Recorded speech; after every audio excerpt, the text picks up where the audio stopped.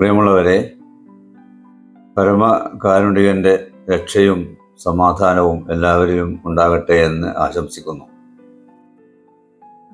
ഒരു 10-20 വർഷങ്ങൾക്ക് മുമ്പുള്ള 8ാം ക്ലാസ്സിലെ ഒരു ശാസ്ത്ര പാഠപുസ്തകത്തിൽ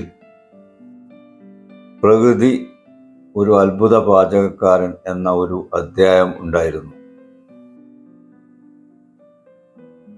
ഒരു സംഭവം ആമുഖമായി പറഞ്ഞുകൊണ്ടാണ് ആ അധ്യായം തുടങ്ങുന്നത്. ഒരു രാജാവ് കൊട്ടാരത്തിലെ പാചകക്കാരനോട് 5 തരം പച്ചക്കറികളും 5 തരം പലവ്യഞ്ജനങ്ങളും തന്നാൽ എത്ര തരം കറി ഉണ്ടാക്കാം എന്ന് ചോദിച്ചു. പാചകക്കാരൻ മറുപടി പറഞ്ഞു, അല്പം ഉപ്പ് കൂടി തന്നാൽ 1000 തരം കറി ഉണ്ടാക്കി തരാം എന്ന്. അതായത് കൊട്ടാരത്തിലെ പാചകക്കാരൻ ഒരു അത്ഭുത പാചകക്കാരനാണ് എന്നർത്ഥം, അല്ലെങ്കിൽ ഒരു വിദഗ്ധനായ പാചകക്കാരനാണ് അല്ലെങ്കിൽ ആയിരുന്നു എന്നാണ് അതുകൊണ്ട് ഉദ്ദേശിക്കുന്നത്. അപ്പോൾ ആ ഒരു സംഭവം പറഞ്ഞുകൊണ്ട് ആണ് ആ അധ്യായം തുടങ്ങുന്നത്. സംഭവം എന്താണെന്ന് ചോദിച്ചാൽ, പ്രകൃതിയിൽ 92 ഇനം മൂലകങ്ങളാണ്, എലിമെന്റ്സ് ആണ് പ്രകൃതിയിൽ കാണപ്പെടുന്നത്. ഈ 92 ഇനം മൂലകങ്ങൾ കൊണ്ട് 3 ലക്ഷത്തിൽ പരം സംയുക്തങ്ങൾ, കോമ്പൗണ്ട്സ് പ്രകൃതിയിൽ ഉണ്ടായിട്ടുണ്ട്. കേവലം 11 തരം സാധനങ്ങൾ കൊണ്ട് 1000 തരം കറിയുണ്ടാക്കിയ പാചകക്കാരൻ ഒരു വിദഗ്ധ പാചകക്കാരനാണെങ്കിൽ 92 ഇനം മൂലകങ്ങൾ കൊണ്ട് 3 ലക്ഷത്തിൽ പരം സംയുക്തങ്ങളെ ഉണ്ടാക്കിയ പ്രകൃതി ഒരു അത്ഭുത പാചകക്കാരനാണല്ലോ. ആ ഒരു സന്ദേശമാണ് ആ അധ്യായത്തിൻ്റെ ആദ്യ ഭാഗത്ത് കുട്ടികൾക്ക് കൊടുക്കുന്നത്. പിന്നീട് അങ്ങോട്ട് ഈ മൂലകങ്ങൾ, എലിമെന്റ്സ് യോജിച്ചുകൊണ്ട് എങ്ങനെയാണ് കോമ്പൗണ്ട്സ് ഉണ്ടാകുന്നത് എന്നുള്ള കാര്യങ്ങളാണ് വിശദീകരിക്കുന്നത്. ഇവിടെ പ്രകൃതിയെ ഒരു അത്ഭുത പാചകക്കാരനായിട്ടാണ് അവതരിപ്പിച്ചത്. ഈ ഒരു പ്രകൃതിയെക്കുറിച്ച് ആണ് നാം എന്തു പറയുന്നത്? സൃഷ്ടികളിൽ വ്യക്തമായ പ്ലാനിങ്ങും സംവിധാനവും ഉദ്ദേശ്യവും ഒക്കെ കാണപ്പെടുന്നത് ഈയൊരു പ്രകൃതി ഒരു ബുദ്ധിയുള്ള അസ്തിത്വം ആയതുകൊണ്ടാണ് എന്നാണ്. അതിനെ നമ്മൾ പ്രകൃതി എന്ന് വിളിച്ചാലും ഇനി എക്സ് എന്നോ വൈ എന്നോ മറ്റെന്തെങ്കിലും പേരിലോ വിളിച്ചാലും അതിനുള്ള 2 സവിശേഷതകൾ നമുക്ക് നിർബന്ധമായും അംഗീകരിക്കേണ്ടി വരും. ഒന്ന്, അത് ബുദ്ധിയുള്ളതാണ്. മറ്റൊന്ന്, ബുദ്ധിയുള്ളത് കൊണ്ട് തന്നെ അത് സജീവമാണ്. ഈ 2 സവിശേഷതകളും അതിന് നിർബന്ധമായിട്ടും ഉണ്ടായിരിക്കണം. സൃഷ്ടികൾക്ക് പിന്നിലെ അല്ലെങ്കിൽ സൃഷ്ടികളിൽ കാണപ്പെടുന്ന വൈദഗ്ധ്യത്തിന് പിന്നിലെ ബുദ്ധിയുള്ള അസ്തിത്വം എന്ന് പറയുന്നത് സജീവമായ ഒരു അസ്തിത്വമാണ് എന്ന കാര്യത്തിൽ ഒരു സംശയവും ഇല്ല. ആ ഒരു അസ്തിത്വത്തിൻ്റെ പ്രത്യേകതകൾ നമ്മൾ പരിശോധിച്ചാൽ പല സവിശേഷതകളും നമ്മൾ കാണുന്ന കൂട്ടത്തിൽ ഒന്ന്, നമ്മളിപ്പോൾ പറഞ്ഞ അത് സജീവമാണ് എന്നതാണ്. എന്തുകൊണ്ടാണ് അത് സജീവമാണ് എന്ന് നമ്മൾ പറയുന്നത്? കാരണം ബുദ്ധി എന്ന് പറയുന്നത് സജീവമായ ഒന്നിൻ്റെ മാത്രം പ്രത്യേകതയാണ്. നിർജീവമായ ഒന്നിനും അല്പം പോലും ബുദ്ധി ഉണ്ടാവുകയില്ല. സജീവമായ ഒന്നിന് മാത്രമേ ബുദ്ധി ഉണ്ടാവുകയുള്ളൂ. അതുകൊണ്ട് തന്നെ ഈ അസ്തിത്വം എന്താണ്? സജീവമാണ്, അത് ബുദ്ധിയുള്ളതാണ്.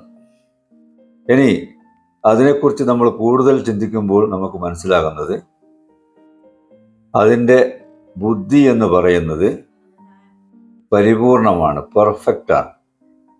ഒരു പെർഫെക്ഷൻ അതിൻ്റെ ബുദ്ധിയിൽ നമുക്ക് കാണാൻ സാധിക്കും. എന്തുകൊണ്ടാണ് അങ്ങനെ പറയുന്നത്? പെർഫെക്ഷൻ എന്ന് പറയാൻ കാരണം അതിൻ്റെ ഒരു സൃഷ്ടിക്ക് ഒരു ബദൽ മാതൃക, അതിനേക്കാൾ മികവുറ്റ അല്ലെങ്കിൽ അതിനേക്കാൾ മെച്ചപ്പെട്ട ഒരു മാതൃക സമർപ്പിക്കാൻ ആർക്കും കഴിയില്ല. എല്ലാ മനുഷ്യരും ഒത്തൊരുമിച്ച് പ്രവർത്തിച്ചാലും അതിൻ്റെ സൃഷ്ടിക്ക് അതിനേക്കാൾ മികച്ച ഒരു മാതൃക സമർപ്പിക്കാൻ കഴിയില്ല. എന്തുകൊണ്ട്? അത് പെർഫെക്റ്റാണ്. സാധാരണ മനുഷ്യൻ നിർമ്മിക്കുന്ന ഏതാണ്ട് എല്ലാ വസ്തുക്കൾക്കും പുതിയ പുതിയ മാതൃകകൾ വന്നുകൊണ്ടിരിക്കും. പുതിയ പുതിയ മാതൃകകൾ, പഴയതിനേക്കാൾ മികവുറ്റ പുതിയ പുതിയ മാതൃകകൾ വന്നുകൊണ്ടിരിക്കും. അതുപോലെ ഇതിന് ഒരു പുതിയ മാതൃക നമുക്ക് സമർപ്പിക്കാൻ കഴിയില്ല. അതുകൊണ്ട് തന്നെ ആ ബുദ്ധിയുടെ പെർഫെക്ഷൻ നമുക്ക് നിർബന്ധമായും അംഗീകരിക്കേണ്ടി വരും. മറ്റൊന്ന് അതിൻ്റെ വൈദഗ്ധ്യമാണ്. വൈദഗ്ധ്യം എന്ന് പറഞ്ഞാൽ ഒരു വലിയൊരു സംവിധാനം ഒരു ചുരുങ്ങിയ സ്ഥലത്ത് സംവിധാനിക്കുക എന്ന് പറയുന്നത് ഒരു വൈദഗ്ധ്യമാണല്ലോ. വൈദഗ്ധ്യവും ബുദ്ധിയുമായിട്ട് ബന്ധമുണ്ട്. ഉദാഹരണമായിട്ട് പറഞ്ഞാൽ, നമ്മൾ നാട്ടിൽ സാധാരണ ഉണ്ടാക്കുന്ന കെട്ടിടങ്ങൾ, ബിൽഡിങ്ങുകൾ, വീടുകളായാലും മറ്റ് കെട്ടിടങ്ങളായാലും അതിൻ്റെയൊക്കെ പിന്നിൽ എൻജിനീയർമാരുടെ ബുദ്ധിയാണ് സാധാരണയായിട്ട് ഉണ്ടാവുക. അപ്പം എന്നാൽ ഒരു ബുർജ് ഖലീഫ പോലെയുള്ള ഒരു വലിയ ഒരു കെട്ടിടം, വളരെ ആധുനികമായ സംവിധാനങ്ങളോടുകൂടിയുള്ള ഒരു കെട്ടിടത്തിൻ്റെ പിന്നിലുള്ള എൻജിനീയർമാരുടെ വൈദഗ്ധ്യം സാധാരണ നമ്മുടെ നാട്ടിലുണ്ടാക്കുന്ന കെട്ടിടങ്ങളുടെ പിന്നിലുള്ള അല്ലെങ്കിൽ അതിൻ്റെ പിന്നിൽ പ്രവർത്തിച്ച എൻജിനീയർമാരുടെ വൈദഗ്ധ്യവും രണ്ടും രണ്ടാണല്ലോ. ബുദ്ധിയുമായിട്ട് ബന്ധമുള്ളതാണ് വൈദഗ്ധ്യം. ബുദ്ധി കൂടുന്നതിനനുസരിച്ച് വൈദഗ്ധ്യവും കൂടും. ഒരു വലിയൊരു സംവിധാനം ഒരു ചെറിയ സ്ഥലത്ത് സംവിധാനിക്കുക എന്ന് പറയുന്നത് അതൊരു വൈദഗ്ധ്യമാണ്. അതുകൊണ്ട് തന്നെ ആ ഒരു ആംഗിളിൽ നമ്മൾ ഈ സജീവമായ അസ്തിത്വത്തിൻ്റെ വൈദഗ്ധ്യം നമ്മൾ വിലയിരുത്തിയാൽ അത്ഭുതകരമാണ് ആ വൈദഗ്ധ്യം എന്ന് കാണാം. കമ്പ്യൂട്ടറിനെ കുറിച്ച് നമുക്കറിയാം. കമ്പ്യൂട്ടർ കണ്ടുപിടിച്ച കാലത്ത് അതൊരു വലിയ റൂമിൽ വെക്കാൻ മാത്രമല്ല, ഒരു വലിയ റൂം വേണ്ടി വരുന്ന അത്രയും വലുതായിരുന്നു എന്നാണ് പറയപ്പെടുന്നത്. പക്ഷെ എന്നാൽ പോലും അതിന് ഇന്നത്തെ ഒരു കാൽക്കുലേറ്ററിൻ്റെ ഒരു ഫങ്ഷൻ മാത്രമേ അതിന് ചെയ്യാനും കഴിഞ്ഞിരുന്നുള്ളൂ. വലിയൊരു ഉപകരണമാണെങ്കിൽ പോലും അതിൻ്റെ ഫങ്ഷൻ ഇന്നത്തെ ഒരു കാൽക്കുലേറ്ററിൻ്റെ ഒരു ഫങ്ഷൻ പോലെ മാത്രമേ ഉള്ളൂ. പിന്നീട് ആ രംഗത്ത് നമ്മൾ വൈദഗ്ധ്യം നേടി വരുന്നതിനനുസരിച്ച്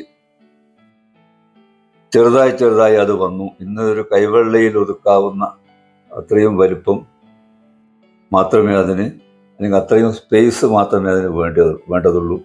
തന്നെയുമല്ല, ഒരുപാട് ഫങ്ഷൻസ് ഉള്ള, ഒരുപാട് ഉപയോഗങ്ങളുള്ള, ഒരുപാട് പ്രവർത്തനങ്ങൾ ചെയ്യാൻ കഴിയുന്ന ഒരു സംവിധാനമായിട്ട് ഇന്നത് മാറിയിട്ടുണ്ട്. അപ്പം ഇങ്ങനെ ചുരുങ്ങിയ സ്ഥലത്തൊരു വലിയ സംവിധാനിക്കുക എന്നുള്ളത് വൈദഗ്ധ്യത്തിൻ്റെ ഒരു പ്രകടനമാണ്. അത് വെച്ചുകൊണ്ട് നമ്മൾ ഈ സജീവമായ അസ്തിത്വത്തിൻ്റെ സൃഷ്ടികളെ പരിശോധിച്ചാൽ, മുമ്പൊരു വീഡിയോയിൽ പറഞ്ഞതുപോലെ ഒരു മാങ്ങയണ്ടിയുടെ മാത്രം വലിപ്പമുള്ള അത്രയും ചുരുങ്ങിയ സ്ഥലത്ത് 15 ലക്ഷത്തോളം അതിസൂക്ഷ്മമായ അരിപ്പകൾ സംവിധാനിച്ചിരിക്കുന്നു. അതുപോലെ ഏതാണ്ട് 1,00,000 കിലോമീറ്റർ നീളം വരുന്ന രക്തക്കുഴലുകൾ ഒറ്റ മനുഷ്യൻ്റെ ശരീരത്തിൽ മറ്റു പല അവയവങ്ങളുടെയും കൂടെ സംവിധാനിച്ചിരിക്കുന്നു. അത് എന്താണ് കാണിക്കുന്നത്? അത് ഈ സജീവമായ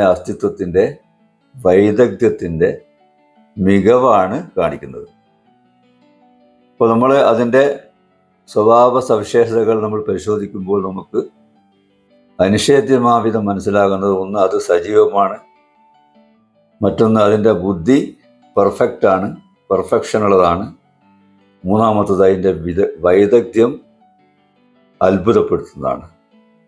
അല്ലേ? ഇതൊന്നും നമുക്ക് ഒരു സാമാന്യ ബുദ്ധിയുള്ള ഒരാൾക്കും നിഷേധിക്കാൻ കഴിയുന്ന, സംശയം പ്രകടിപ്പിക്കാൻ പോലും കഴിയുന്ന വസ്തുതകളല്ല.